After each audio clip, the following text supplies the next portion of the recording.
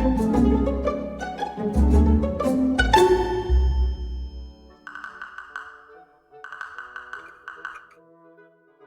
we're back. That was really fast.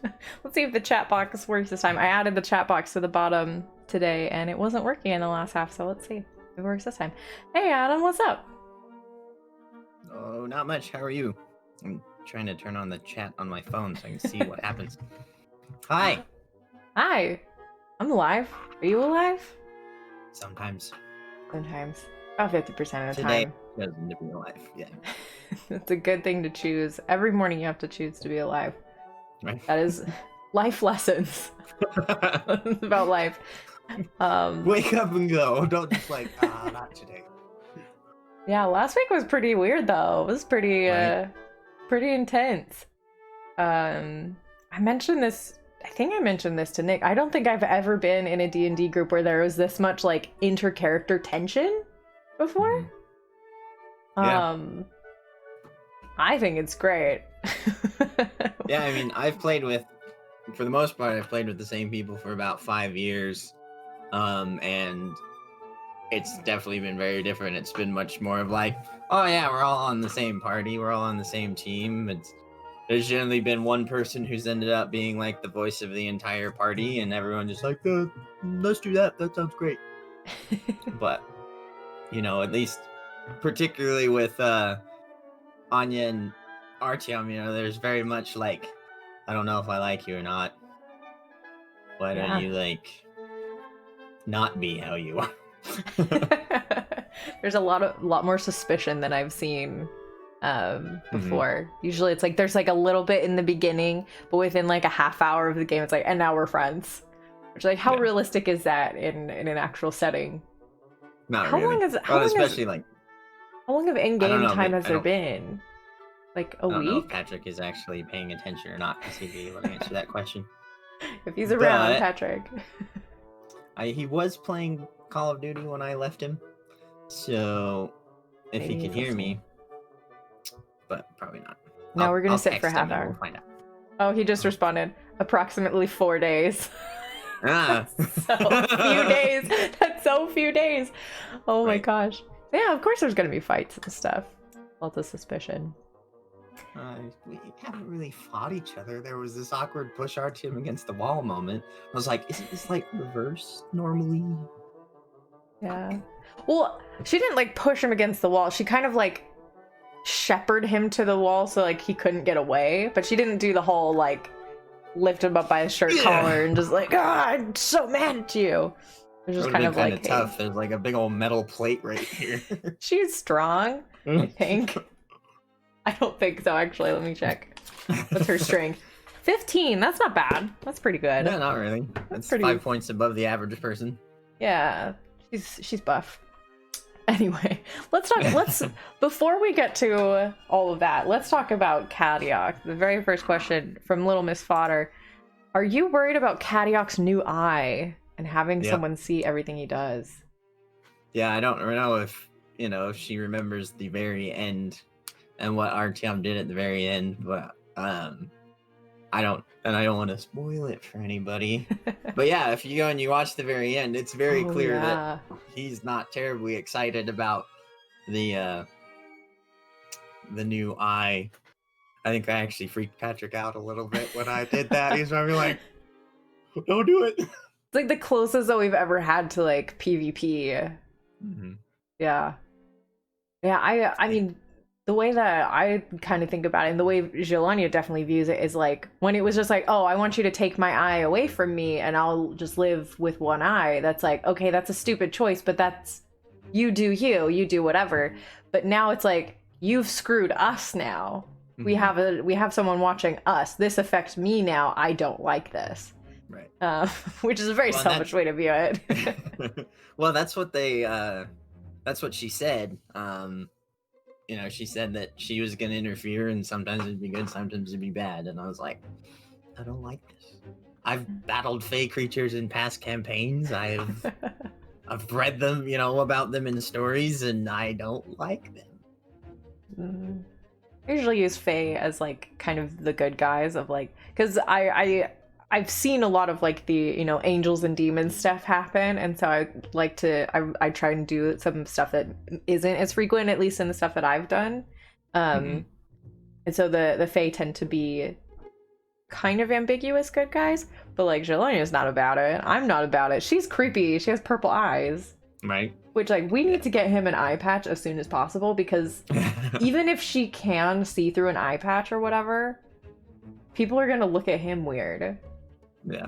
It's like, who's this dwarf with the purple eye? Maybe she can like turn it off or something. Who Maybe. knows? Just like I'll tap just be into... like, here, you do what I do. Negative. Just cut it out. Clearly the answer. Yeah. Those are the three options. Eye patch, cut it out, kick Cadillac out of the group. Those are the solutions. Number 3. Number I think it 3. is. I feel like if anyone can handle that, it would be Mike, though, because he's got a billion backup characters. Right. He's probably like, well, let me see. Oh, cut it out, put it in a lead line pouch. I had considered that, of like getting a lead eye patch. I think that would probably be bad for his health. Bad for his health, and then bad for ours when the Fae Lady comes hunting for us. And she finds out what we did. Right. Yeah. I mean, she gets the eye. She just doesn't get to see anything. That's what I think. But I'm not a good person. Okay, next question. This one's for me. Most of the rest of them are from me to you and from you to me. There's a lot of that tonight. We now know that Artyom is an Azamar like Corvette. Corvette has been upfront with this the entire campaign, whereas Artyom has not. Why is that? What does he and you see as the main difference between these two characters in respect to this? Well, that goes to Patrick's lore and everything he's established there, right? The I say an ASMR. I don't know if that's right or not, but that particular race of angelic human-like things, in Mordvir, they're supposed to be taken by the church and raised and, you know, brought up as part of the clergy. And my guess is, even though Patrick hasn't revealed this as a thing, they probably turn into like church secret forces, like secret police, special forces. Maybe not. Like, I don't know. But that's totally what I think of when you're stolen at, you know, a young age and like forced to grow up under this one thing. But Artyom was not. He didn't do that. But he ended up in the clergy anyway. Yeah, so he, like he said, he's grown up on the streets, and then he was taken off the streets by a priest, and that's what he learned as he was growing up, was how to be a priest. And I mean, what better place to hide than right under the nose of the people who are looking for you, right? And they're just like, they're looking out ahead and they can't see you. But yeah, so that's why Corvette can be all super upfront about it, but Artyom can't, because he'd be hunted, he'd be imprisoned, he, you know, might be killed, and that's what's with the whole blindfold. Like, he could see through it. Obviously, he's been seeing the whole time, but with the blindfold around it, nobody else can see the golden eyes of the Aesmar.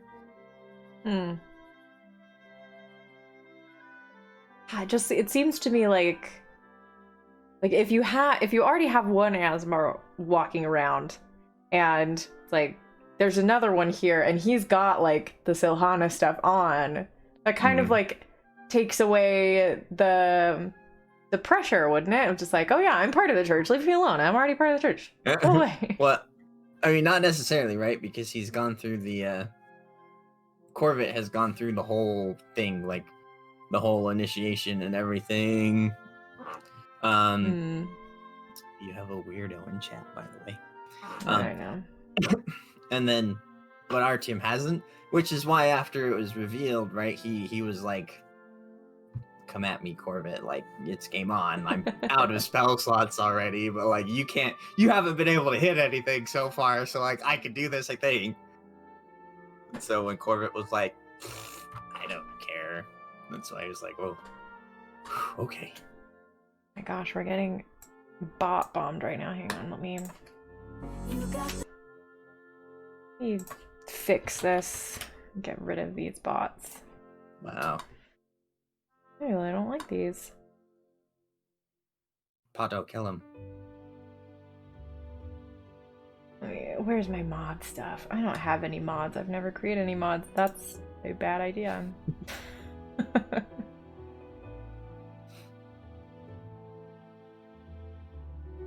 Negative. I don't have that power. Why not?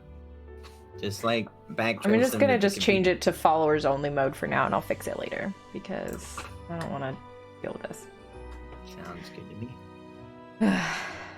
Yeah, I don't want to be digging through links and permissions for now. Cool. Yeah, it kind of seems like last week Artyom was feeling like very confronted and cornered from like all sides, you know? Yeah. How was that to deal with? So it was definitely like a stretch of my role playing and acting skills. Like I did, I've played a lot. I did some stuff in high school, but being able to balance like my player excitement, I was like, I know what Patrick's doing. He's trying to push out the, Artyom secrets, and especially with the Nizoth thing, the one-eyed monsters, and it was like, why do you hide your eyes?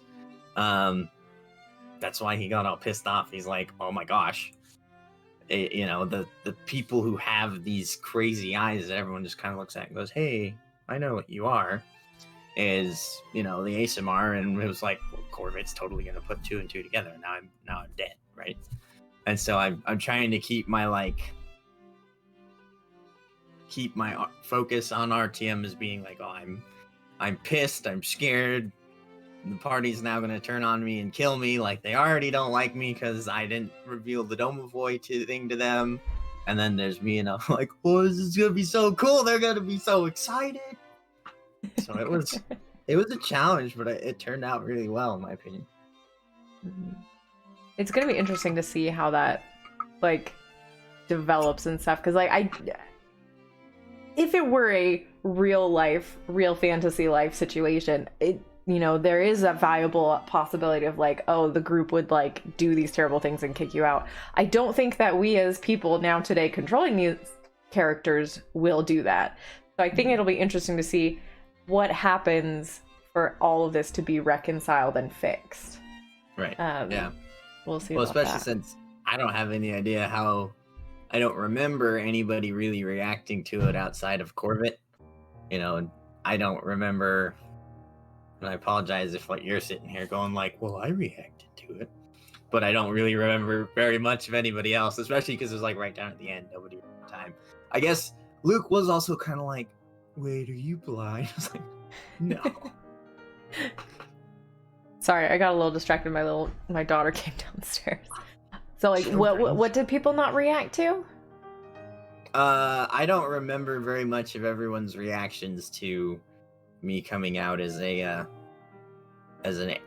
ASMR to like everybody. I remember Corvettes because we had the dialogue, and then Drith was like, "So you're not blind?" And I'm like, "No, I never have been." And I explained to him why I had the wraps, but I don't think anybody else really like said a whole bunch about it. Yeah, I think for me at least, Jelania's idea of it is like, I'm not going to say anything unless I know what to say. And I'm not going to say, we're not going to get into this conversation with everyone else. That's just not something that I'm going to do. So like when she said, we're going to talk about this later, even before he like came about it, like that's for real. She's like, I'm going to get this guy one-on-one. We're going to talk about this in a way that is advantageous and not just like frivolous. Yeah. She knows the power of like conversations and information, and she's not gonna be just like careless with that stuff. Yeah. By the way, Nalia's spoilers on Rehash the Roll. So if you're not okay with spoilers, then maybe watch after the fact. But yeah surprise. It's still a really cool episode. You should go back and watch it because some awesome things happen. Good stuff. All right, let's go to this next question. This one is from you to me. What is it about Artyom that drives Jelania nuts? Can you tell us anything about what makes her so standoffish with the rest of the party? So, I think there's a lot of things that started it, or like what, like just small things that started it. For example, Jelania does not like the church. She is not a big fan of the establishment of the Silhanan church and the religion. She's not a fan. So the fact that you are a cleric of Silhana with like all the gear and all the things, and that you do occasionally talk about like the beliefs and like all these things, she's just immediately turned off by that, first of all. Just like, great, one of these guys, you know. And then I think the major thing was like she kind of got weird vibes, like that he wasn't blind and he wasn't saying. And it compounds with, you know, not wanting to tell the family about the daughter and what happened to her, and then learning that he had hidden the truth about the domovoi and everything. And so her opinion of him right now is he thinks that he gets to be in charge of what we know and what we do. This guy is trying to, you know, be the number one, and I do not like that because I am the number one. Like, I am my number one. Not that she's like in charge of the group, but she is the number one to her. So if there's someone else manipulating her, she's not a fan of it, and that's kind of how she views it, of like, you don't get to tell me what's going on. I think we should wait a few levels and then settle who's in charge with the duel. Just well, now like not only is he just in the whole vestments and everything, but now he's like literally a living personification of the church. Just like everything about him is like, yeah, once every like 8 hours I can turn into an angel for a minute. Like, no big deal. I imagine that's not like super exciting to her at all. Well, especially since they're like polar opposites, right? Like, I'm not gonna go and say that tieflings are demons, right? But Drift thinks they are, and he thinks they eat babies. And then Artyom's an angel. So it's like, not only do they not mesh, they don't mesh personality wise, now they like literally don't mesh like how they look and how everybody thinks about demons and angels and those kind of things. And I'm like, oh, it just happened to work out that way, because it's not like we planned that beforehand. We were just like, hey, here's our characters and this is what we're gonna play, and now it worked out. Yeah. And I think especially like with regards to that, it's not like Jelania doesn't like the church and so she doesn't know anything. Like, she knows the stuff about the church. Like, she is well versed in the beliefs and the practices and all those things. She knows about it. So she knows how like special Asmar are and like how amazing everyone thinks they are. And she just, with regards to like the fact that everyone kind of views tieflings as a little bit dangerous and less than, is like, well, she thinks that's BS. But it's right. Very interesting that there is that difference there, because she's not that way with Corvette, like at all. Well, Corvette's been a lot friendlier, right? He's been a lot more open about things, and he's like, this is my magic staff that I can talk to, by the way, and it transforms into different things. And then Artyom's like, I'm not telling you nothing. I'm not gonna say. And I mean, there was also the fact that like in the very like start, he like asked something about like silver masks and stuff, and like that's something that really triggers Jelania a lot. So immediately she's just like, oh, he knows something that I want to know. And so there's like, I need to get information from this guy. So there was a little bit more attention paid to that, and like there is a lot more ability to sympathize when you've been through similar things. So if it comes up that Artyom has also had these traumatic experiences with the Profane Guard, we'll see what happens. But wouldn't it be something if all of us have had these same exact experiences? Yeah, that would be. That sounds like something Patrick would do. By the way, my bad guys, it ruined all of your lives. You have all the same backstories. Did you ever see like this kind of diverging from the topic, like the Liam O'Brien quote that is like, why is nobody like normal people ever go adventuring? And the guy's like, you want to come hunt vampires with me? And the guy responds and is like, he's got like a house and a family and like a thriving business. He's like, no, screw off. I don't want to do that at all. It's like, yeah, adventurers have pretty crappy like backstories all the time. Nobody's like, man, today I'm just gonna go slay a dragon. Sounds great. Yeah, only the broken people will put themselves through that stuff. Right. No one normal will do that. I mean, normal is also very relative, because like you could say that Brith is normal. Like, is he normal though? Yeah. I swear he's secretly traumatized. Like, there's something in there. Actually, maybe it's not secret. He lives with a bunch of very like sexually active elves who excluded him because he's like a child. Right. No. Definitely traumatized there. Just not manifesting in like teenage angst. Yeah, it's just not violent trauma, you know. It'd be like the equivalent of like walking in on your parents doing stuff every day. Like, it's trauma, but it's not like seeing your family murdered. Right. Anyway. The next question is continuation of the one that you gave to me. Who is Jelania's favorite party member? What does she think of everyone? Kind of already talked about that a little bit. Definitely likes Corvette the most. No doubt about that. We've talked about how she feels about Artyom a bit. She's very confused by Drith. He's just so weird. She doesn't understand him at all. Well, I is Adam and confused by Drith, so you know. Yeah, it's like it's very strange. Kadiak, she views him as fairly similar to her in a lot of ways. Like, you know, he's probably pretty reliable if I need someone to like stop me from being stabbed, but if he wanted to kill me, he probably could. So she's not gonna like become best buds with him probably. But at least he's not an idiot wandering around and is gonna get us in trouble. Except he's an idiot for wandering straight into a Feywild like thing and getting us all in trouble. So right. No, I think we ought to do a little bit more to pull Kadiak out of his shell. Like, I don't know anything about him except he's just like, I will happily sacrifice my eye. Here you go. Yeah, it's like, does he have? Yeah, he talks about the Urdine path a lot. Talks about the elders a bunch. Like, who's his mom? Yeah. How many siblings does he have? What's his favorite color? I don't know. Right. What is this path you speak of? I feel like if we ask him that question, because we've asked him about that.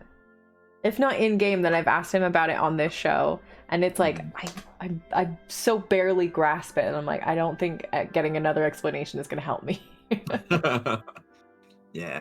Just he's always been like, because he's been playing with us for the past, we missed our first campaign, so like 3 or 4 years, but his characters have always been a little bit like, I have no idea what's going on here. Yeah, we'll have to wreck that for him. Yeah. And then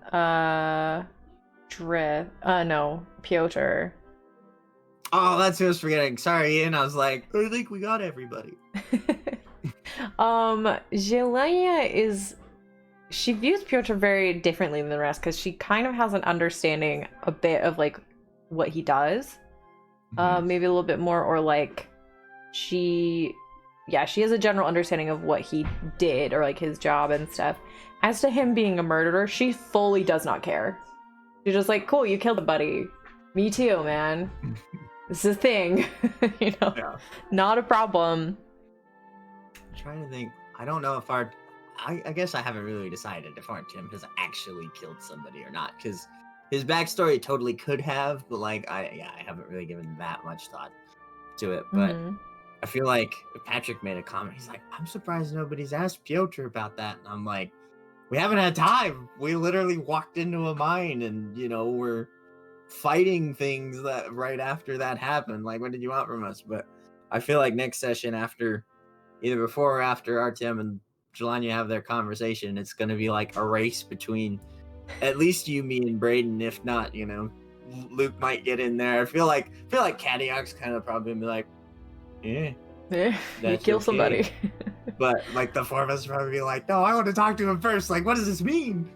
I've already decided Jelania is not going to do that because, like I said, she doesn't really care. Like, if it's the sort of thing of, like, nobody does, like, for pure, like, roleplay reasons, I will if no one else does. But Jelania really is just, like, let that be a thing for him. If he's tortured by it, sucks for him. I'm not going to go into it with him. I don't, kind of like, I don't need to know. So I won't bother myself. Yeah.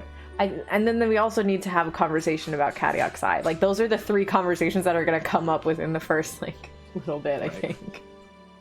It's just 2 hours of just talking to each other. Yeah. I mean, sometimes you just have RP sessions, for sure. Right. All right, so here's another question. We have had other characters go unconscious before, right? Like, that's a thing, right? I think Braden went down, or Corvette went down with the spiders. Yeah. So why was this time with it being Jelania? Why was that the catalyst for him revealing his angelic nature? Well, because in the, you know, when you shepherd him to the side, you pulled out your shepherd's crook and was like, "Come here." You know, you said, "Hey, don't get us killed," and when I said, I've never gotten anybody killed and I'm not going to, or something like that, pretty much. And in that moment, he was making a, not only just like, "Hey, get out of my face," but he was also like making a promise to her. No, it's not. Don't say that. Of course it's not. But he was making a promise to her, like, "I'm not going to let you die. I'm not going to let anybody die." And so, you know, the golem just turns around and starts to wail on her, right? You know, you got like smashed. It was like 2 turns and you were down or something like that. Yeah. And in my mind's eye, it was totally like, you know, the like slow-mo motion in your anime or in your Avengers movie or whatever, where it's like, here's your protagonist and he's looking around and everybody's like falling all over the place and Corvette's over there missing a shot and going, "What's going on?" And I was just like, I made my promise, so here I go. This is how I'm gonna sit. Like, I can't think of anything else I could do to save her life.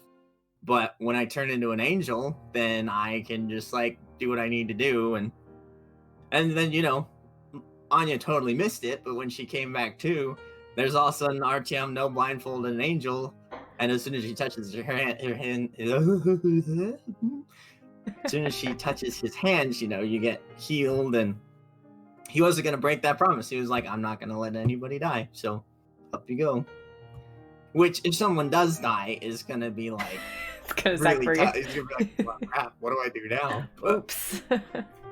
You had one job. Yeah. It's a complex job. It is, but you have one job. Cleric. Keep everyone alive.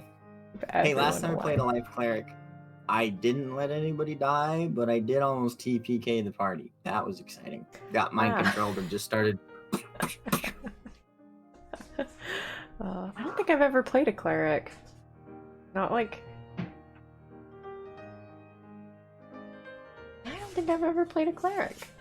That's weird. They're fun. I like them. Yeah. I played a life cleric both times, but maybe sometime I'll like play a cleric of war or something. Oh, this is in reference to Jelania getting down. What did I feel when she went down for the first time? I was totally unconcerned. Like, not at all worried about it at all. I'm just like, you know, I'm a frontline fighter. This is like, that's the position that I've put myself in of like, I'm gonna go down. If someone's gonna get knocked down, it's gonna be me, because it's me and the barbarian in the front, and the barbarian is the tank with that, like, has more hit points than me. I've also rolled really badly for hit points as we've leveled up, like really badly. Oh my gosh. So I was like, it's gonna happen. We've got a cleric, we've got a bard with healing spells, we've got a druid with healing spells, like, we've got another Asimar who has healing hands. Like, I'm not worried about this. I'm not gonna die. So it's kind of funny. I'm just like, it became this like, no, I'm not gonna let you die. And I'm just like, I wasn't expecting to. That's fine. Well, like, the reason why I asked that particular question is because, like, me as a player, I get attached to my characters, and then I get attached to my party. I keep referencing our other campaign, but, like, for example, one of our characters died, one of our players died, and Patrick brought him back to like fight with us, and for me that was like really powerful. And you and I had the conversation last week at the end where we talked about like player death and player death being like a big thing, but at the same time it's like I already put all of my effort into this one dude. Like I want to see it through to the end. I don't want his story to be cut short. And you know, that's the difference between Dungeons and Dragons as opposed to like an MMORPG. You know, I die in World of Warcraft and okay, well now I respond. If I die as Artyom and it, you know,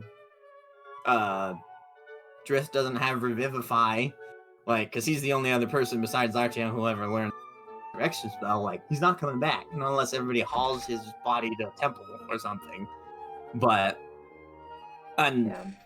my brother Eric here in the chat is saying death can be a huge plot motivator, and I agree. Like, as I've gotten, you know, I actually find myself watching, like, TV shows and finales and stuff, and I'm like, you should just, like, kill a really important character here, because everybody would be like, oh, no. It would be meaningful. Like, me, Avengers Endgame should never have been made. It should have ended the way it did at the end of Infinity War.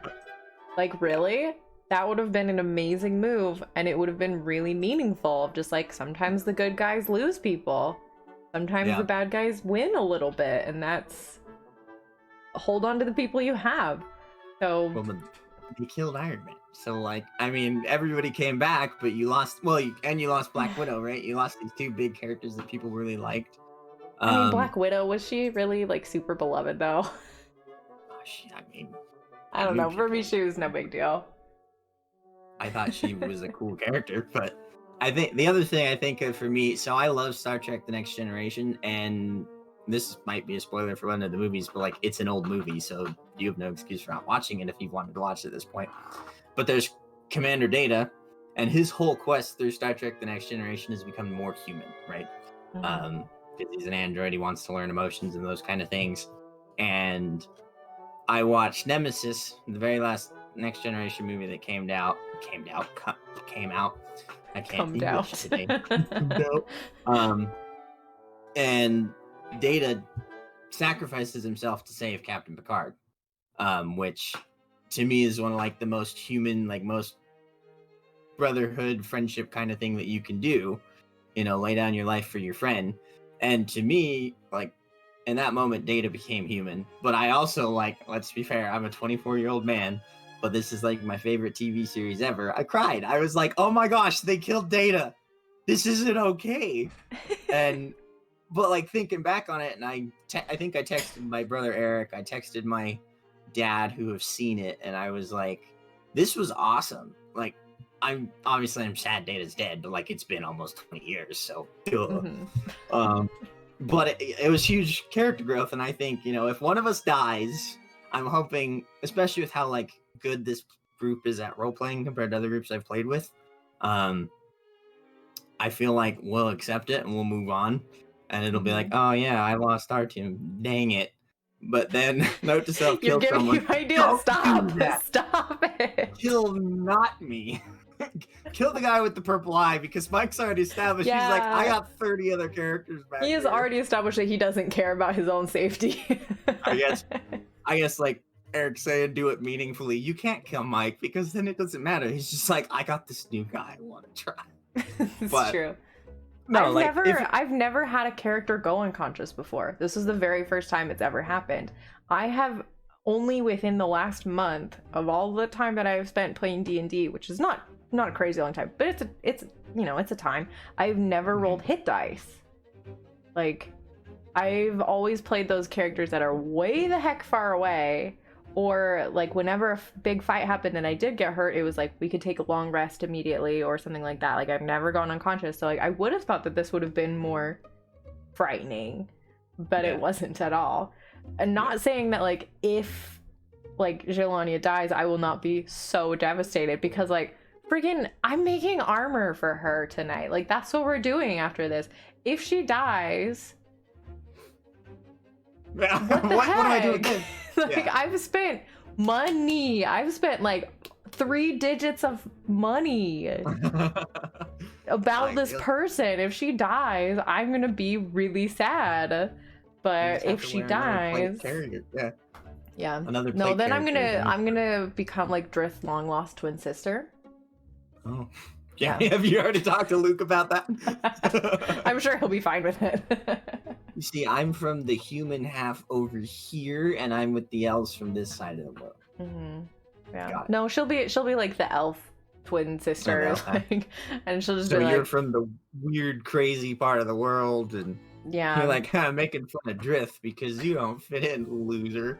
you're such a baby, like ultimate big sister. Yeah. No, Looking for mom. Yes, I'll be looking for the mom. I'm just looking through Parent the trap. chat here, and It'll turn into Parent Trap really fast. Right. But I think Patrick mentioned that this campaign is going to be darker and more lethal. Like, let's be fair, we've already had a dead kid, and Patrick knows I don't do well with child endangerment, but like, you mentioned, like, you sit way in, you've stood in the back most of the time. I think we're going to see, as we get higher levels, we're going to see a lot more where, like, there is no front lines. So Lydia, Anya, and Kadiak are going to have to pick, like, where do I need to be? Drift's over there getting pounded on. He's been knocked out of his giant goatness. You know, Corvette's over there and he's down, like, but I'm 60 feet away. Do I keep fighting the thing or do I dash action over there and protect him? You know, all these kind of, and I'm like, I think it'll be super interesting. One thing that, and I just like, I keep talking. So if you need me to like shut up, it's all good. We still got a while. But we said we were just gonna go till we go. But Patrick, and I've noticed Patrick adapts really well, sometimes too well to like what his players do. So like I've done some crazy stuff in his campaigns, and he's like, I don't ever want that to happen again. And so he like figures out how to make it so it's either, and not necessarily I don't get to do it, but like it's not nearly as lethal and like encounter ending as it was at the time. So I think we'll see a lot more, especially since it seems like at least two of us think that, you know, some form of character progression with maybe a fatality or like a crippling injury or something would be interesting. He's probably sitting there like, how do I kill somebody next campaign? How many bear traps can I put under their beds so that they lose toes? Right? They can't run anymore. Lose enough toes, you'll fall over all the time. Yeah. All right, let's go to this next question. This one is, why did Artyom ask Maeve such a personal question in front of the entire party? I told you I was going to ask you about this. Yeah, because he was pissed. You know, he was, well, one of the reasons I went last was a selfish player thing. Like, oh, I want to see what everybody else says first. But after saving Anya's life, and watching her just kind of like, I don't trust the rest of you enough to stand here and talk to her about what's going on. He was just, is kind of like a big old like middle finger. Well, fine. You know, I'm somehow destiny bound with the rest of these people. Here's one of my deepest, darkest secrets. By the way, there's now two that you guys all know. But the other thing was kind of like, you know, he, as I said, he held back the Domovoy information because he didn't know he could like trust any of these people, and he didn't know that he could really count on any of them. Which, let's be fair, like we said earlier in the show, that if you've only been with people for 4 days, like, I don't know you, I don't trust you. You know, I've worked 12-hour days with people for 4 days in a row, and I still don't know them at all, like in reality. But you know, it's kind of like, well, here's a secret. You know, trust me a little bit more, right? I'm not trying to, everything I'm doing is like to protect people, and so he's pissed, but he's also trying to earn back trust at the same time. It's interesting because like you're saying like, oh, I want to tell people like, you can trust me, I'm here to protect you, but the question is, how can I murder the person who killed my mom? Like, how can I get vengeance and be really like vicious, you know? I feel like that's a natural reaction if somebody murders your mother. However, it's like understandable, you know. Oh, but is it understandable of like, oh, this is a holy man who is also an angel, and yet he's giving into these base desires of vengeance and murder, when of course he's going to tell someone else not to do that.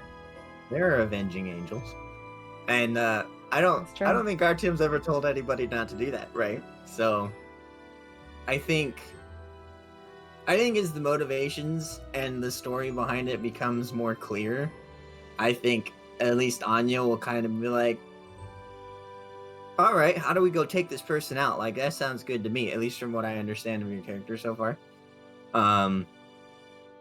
But at the same time, he did what he had to do to survive for a long time till he was brought in for the by the priest that, you know, finished raising him, I guess I should say. And so having to do the hard things, or things that like some other people would view as like difficult, is not a foreign concept to him. He didn't grow up in a pampered, no offense, Brayden, if you're watching, but like corvette style life, right? Where everything's given to him and he's able to walk out in like fancy clothes with his big magic spear. You know, he did get his armor from the church, but at the same time, like, he earned that in his mind. So like going and taking out someone he views as evil, not a big deal. Like, if we fought those cultists, I'm sure Jelania will probably be on board with it, because like the answer you got was to follow the profane guard, right? She's all about that. So if you're like, oh, by the way, purple road people kill my mom, she'll be like, cool, I will help with this. Sure. Right. You know? Well, and Patrick and I have talked about a little bit what we want to actually do with this, and I think it'll come as a surprise to a lot of people what we actually, and obviously, like, I don't know what Patrick has planned. I just, so everybody knows, I've only talked with him about like what I want to do with Artyom. I don't know the end of everything. But I think the way that I want to take the character, and the way that Patrick ends up doing that, however, will probably be a bit like, I didn't see that one coming at all. I don't know how he's going to do it. He just knows that this is what I would like to see. And as we've established earlier, as long as Artyom survives. I'm just going to switch to chat talk. Yeah. Yeah, it's going to be interesting. I think that's actually probably the next question. Oh, one of the last questions. Yeah, I think I do want to put this out there, though, as something to think about. One of the reasons that Jelania asked her question in private wasn't only because she didn't trust people. That is part of it, but also she didn't want people to know what she was worried about. She didn't want to show those feelings in front of anybody. Her question was very like, she wanted an answer, she needed to know an answer. She didn't get the answer she liked to get. Right. And, you know, she had to like, all right, hold it in, don't do anything about it, and go, like, take a second to like lock back up before going in front of people, because that, you know, sucks. Right. Now I have like, I gotta keep the player and I gotta keep Artyom separate, because like, me as the player wants to take Artyom and be like, now we gotta go knock down Anya's walls, right? But Artyom is like, I want nothing to do with her. She doesn't like me. I saved her life. And she's just like, no, that's too bad. But yeah, I think point that you made, like, during the game of like, we've like been fighting and like risking our lives together, isn't that enough to make you trust us? It's like, no. No. That's that will definitely come up next week, so I won't talk about that more, because it will definitely be talked about next time. So next question, this continues on that sort of discussion. What did you think about the answer that Maeve gave you to your question? Did you get much out of it? Nope. Because I mean, so she kind of hinted that there were two paths. Obviously, Artyom he was like, I want to kill the person who killed my mom, the woman who killed my mom, right? But she very much was like, the way to kill her and the way to defeat her are different. And so it's like, oh, well, what happens if I just kill her, right? Do I lose? Do I die? Is that really gonna like help anything? But if I figure out how to defeat her, especially with what what I know about Artyom's backstory, right? Like the stuff that hasn't come out yet. It's like there's huge implications if defeat means what I think it does, versus, you know, if I kill her. And I think it would actually be really cool if, you know, defeat means what I think it means. I'll have to ask Patrick, but he probably won't tell me. He won't tell you. There's no way. But I think that would be... So for me as a player, there was a bunch. For Artyom, he's just kind of like, well, this is some super powerful, stupid fey creature that I'm not 100% convinced didn't actually bring us here because she thinks it's fun. And, you know, isn't secretly in league with the bad guys here, right? And he didn't get a whole lot of out of it because he got no clear instructions, really. It's just like, follow the profane guard. And he's like, well, great. Like, who are they? You know? Yeah. Maybe I should ask my secret police buddy over here and be like, who are these people? And how do I go about smashing them? And yeah, I feel like I got the most, like, obviously I got the most direct answer, but I feel like it almost gave me more information than anyone else. The only other person whose answer I felt like was significant to me was Cadiox, talking about, like, the lady who directly tried to bring us to a different place. It's like, there's definitely someone who knows who we are and, like, wants us for some reason. Like, that was something where I was like, okay, that's information. Everyone else's was just like, man, I don't know what you... Go be vengeful. Go attack those people you were gonna attack anyway. It's like, thanks, lady. That's so helpful. Right. Well, I went and I pulled up the questions. And I'm reading through the questions and the answers.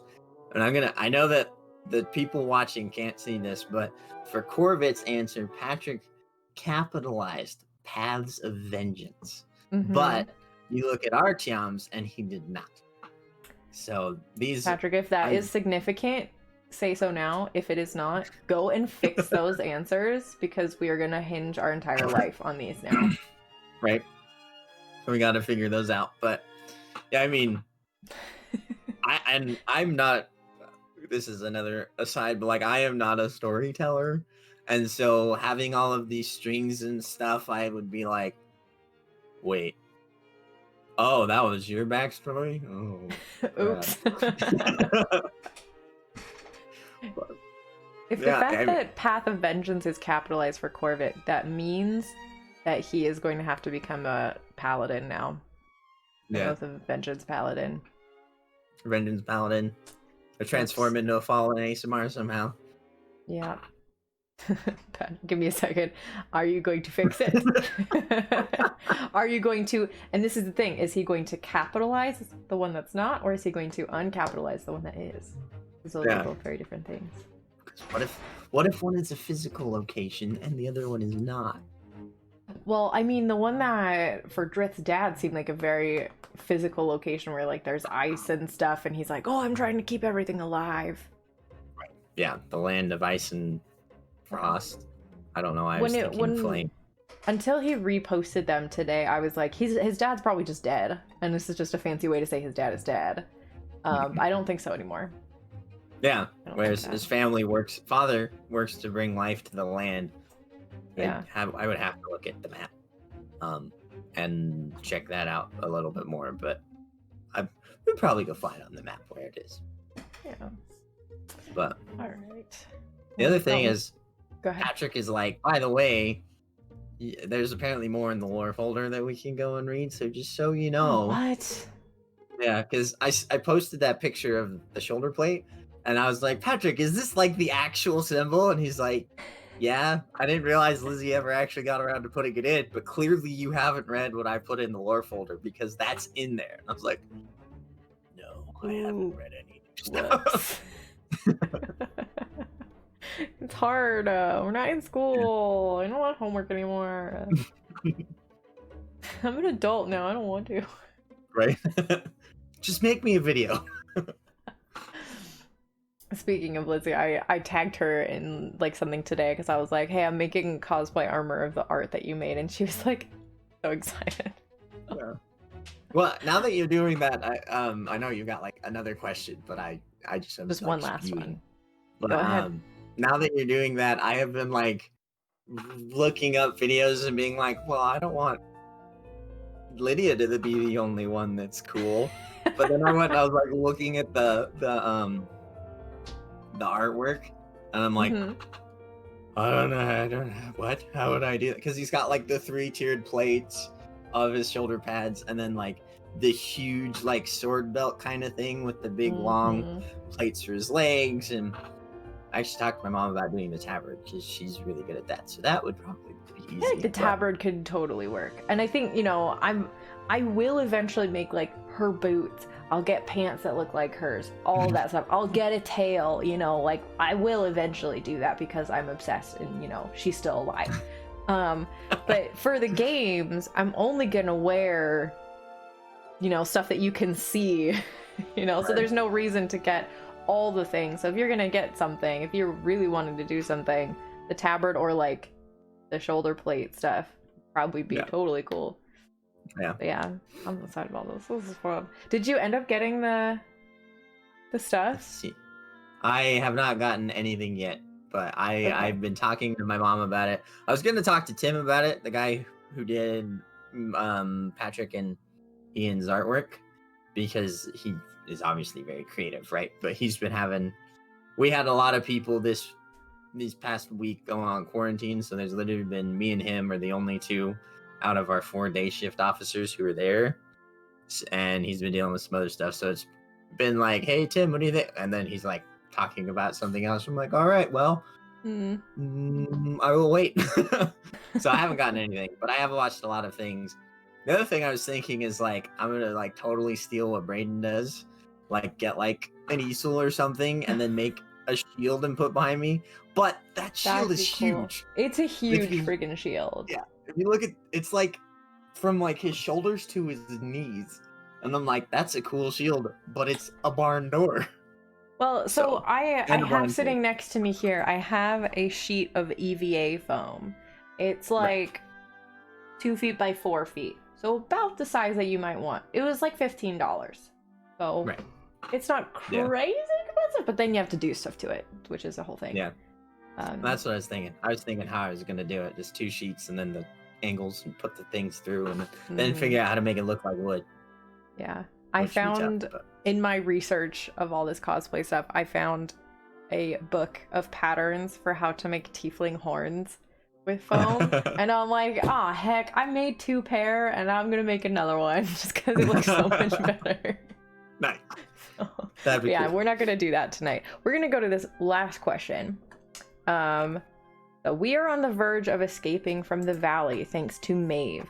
In the event that she doesn't immediately ask us for that favor, what does Artyom want to do first?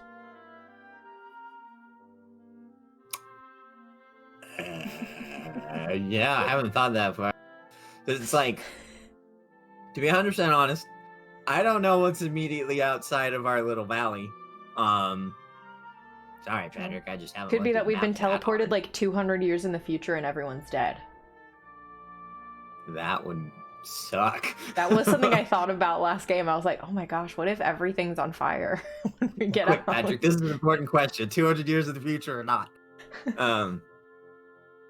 But I think, well, the very first thing I want to do is figure out where the crap we are, right? Like, where am I supposed to be going now? And then once we know where we are, everybody's got something they're looking for. Like, honestly, go to the thing that would make the most sense to Artyom is go to some large populated center and then find the underside, like the underbelly of the city, because that's where all the information is. So, he doesn't know what Anya is looking for, but we go find something. It's probably someone who knows how your father died. Definitely in an underbelly of a city, probably find information on the profane guard, since the Morpheus religion is like frowned upon, and the people who would probably be practicing it are gonna be underground. It would, now that I think about it though, it would be kind of weird to take Piotr there, because he's he has indicated he runs in high circles Yeah. And taking someone like that, he might be recognized, but that's an Adam thing. It's not an Artyom thing. But Yeah. that would be his immediate goal: is where is the nearest population center? These stupid hicks aren't going to know anything. Let's get out of here. Wow. Yeah. I feel like I'm really torn of like, I would really like to go back home to find out some stuff there. But I also don't want to have that conversation with the party yet of just like, I want to go home and this is why. So it would be like, I want to go home, don't ask me why. And that's not really a good enough reason to like drag people across the country, you know? Yeah. Well, you bet that Artyom, no, I'm not doing it. Like, you go away, but like, and then you'd be like leaving and he'd be like, wait, no, stop. I'll go with you if you tell me. And that's the thing. It's like, only Corvette even knows the barest stuff. Like, no one else knows anything. So it'd be like, all right, now we gotta have this conversation again with everybody, with Drith there. Like, wait, your dad's dead? My dad's not dead. Your dad is dead. I have a dad, but you don't have your dad, and I don't have a daddy. Like, oh my god. Did your dad die eating a baby? He choked on a baby bone. But yeah, so it's I'm probably gonna just like chill unless people are like super lost and like don't have any desires to do anything. I'll probably just like, yeah. Well, that's the other thing, right? Is what is keeping everybody together once you get out? Obviously, there's the like, well, we would like to play the game again as people. We don't want to quit. We don't want to remake our characters because our old characters ditched. Yeah, but it's like, what is the incentive to keep for the players to stick together? Like, my guess is with Drift, he's just Drift, he's just like, I love these guys, they're great, I will hang out with them for the rest of my life.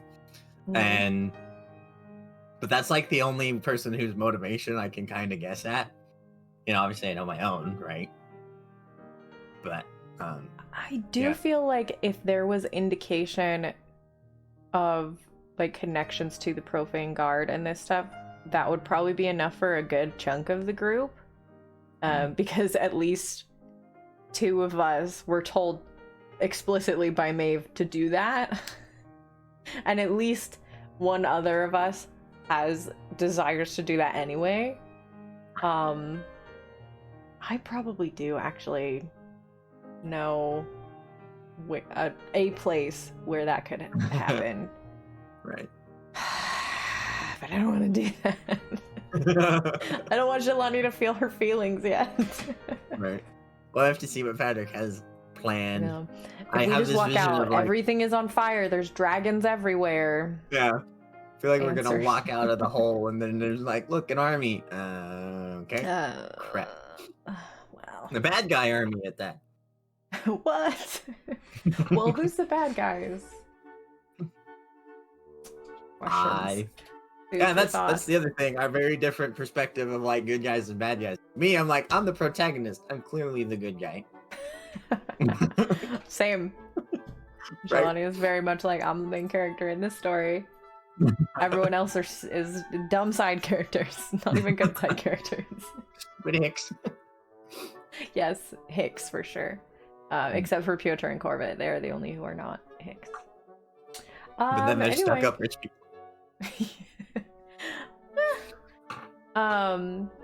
Well, it's 10 o'clock now, so I think we're gonna wrap up. We got through a whole hour of chat, and we could have gone for longer. But that was great.